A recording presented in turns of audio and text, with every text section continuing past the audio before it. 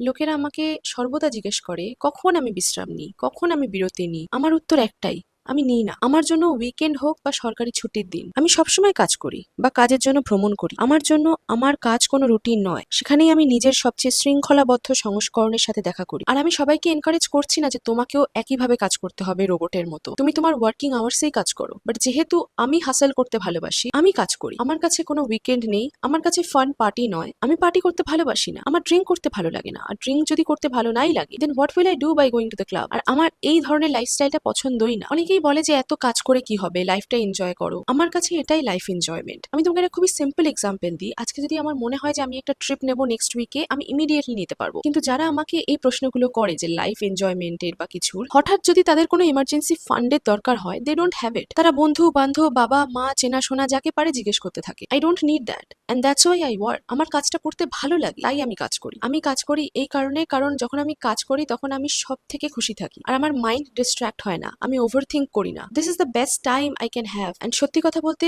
এই দুনিয়ায় খুবই কম লোক আছে যারা কাজ করতে পারে এবং কাজের ভ্যালিডেশন পায়। আমি সেটা পাই, আমি নিজেকে ভাগ্যবান মনে করি তার জন্য। And I don't want to take it for granted.